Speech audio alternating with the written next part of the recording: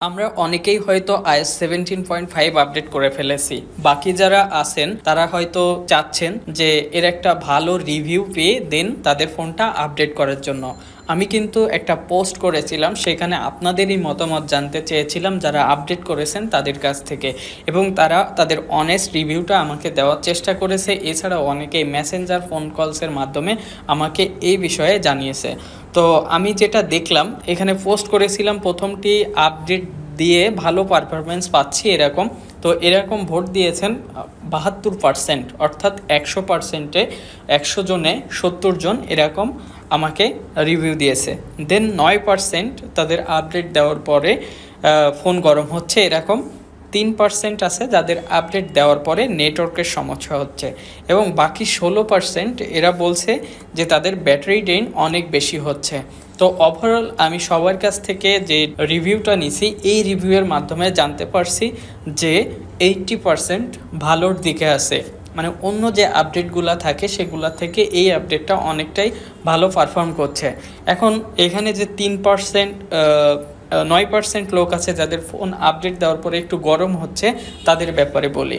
তারা যদি ফোনটা আপডেট করার পরে কিছু সময় তাদের ফোন অফ করে অন করে, দেন তারা দেখবে যে তাদের ফোনে আগের যে গরম ভাবটা ছিল ওইটা আর থাকতেছে না। অর্থাৎ ফোনটা প্রপার আপডেট হওয়ার পরে আপনাকে কিছু সময় আপনার ফোনটা বন্ধ করে অন করতে হবে।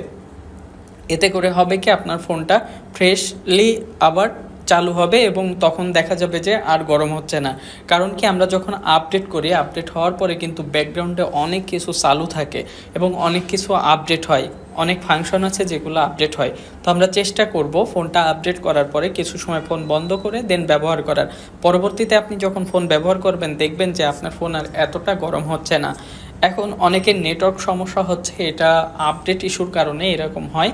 তো যাদের আপডেট ইস্যুর কারণে এই ধরনের প্রবলেম হচ্ছে তারা চেষ্টা করবেন নেটওয়ার্ক রিসেট দেওয়া, এবং নেটওয়ার্ক রিসেট দেওয়ার পরে কিছু সময় আপনাকে আপনার ফোনটা সেমভাবে অফ করে অন করে নিতে হবে। তাহলে দেখবেন যে আপনার এই প্রবলেমটা অনেকটাই দূর হয়ে যাচ্ছে।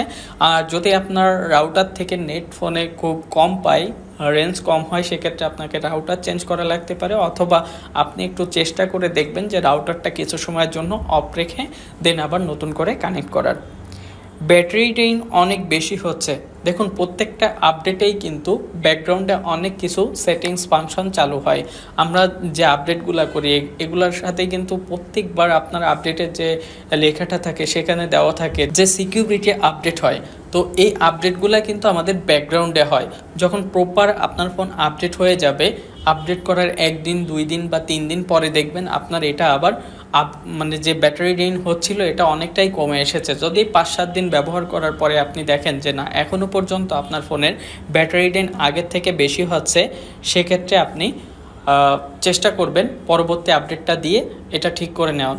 যদিও পরবর্তী আপডেট আসতে প্রায় 1 মাস সময় লাগে, তারপরেও আপনাকে এইটুকু ধৈর্য ধরতে হবে। কারণ প্রত্যেকটা আপডেটে কারোর না কারোর কোনো ধরনের সমস্যা হচ্ছে। আমরা চেষ্টা করতেছি আপনাদেরকে সঠিক ইনফরমেশন দিয়ে যে এই সমস্যাগুলো যেন আপনাদের আর না হয়।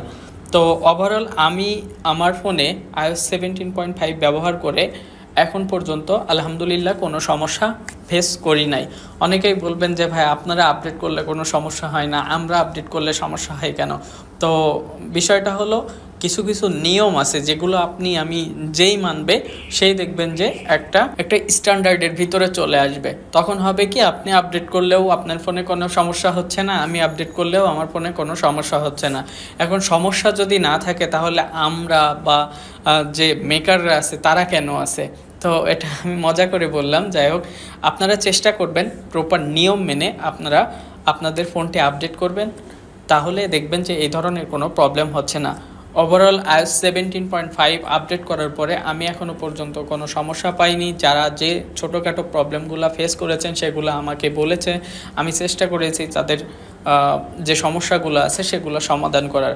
আমি এখানে যে কথাগুলো বলেছি এগুলো সবগুলাই আপনাদের জন্য, এবং পরীক্ষামূলকভাবে আমি দেখেছি। যেটা পরীক্ষামূলকভাবে আমি দেখেছি, সফল হয়েছি, সেগুলো কিন্তু আপনাদের সাথে শেয়ার করেছি। তাই আপনারা চেষ্টা করবেন এই সব নিয়ম মেনে আপডেট করার। তাহলে আইফোন আপনি যদি iOS-এর যে কোনো ভার্সন আপডেট করেন না কেন, দেখবেন আপনার আর কোনো সমস্যা হচ্ছে না। এটাই ছিল iOS 17.5-এর বেস্ট রিভিউ এবং এই আপডেটে কার কোন ধরনের সমস্যা আসছে সেগুলো কিন্তু আমি এই ভিডিওতে বলার চেষ্টা করেছি। ভিডিওটি ভালো লাগলে অবশ্যই লাইক ও বন্ধুদের মাঝে শেয়ার করতে ভুলবেন না।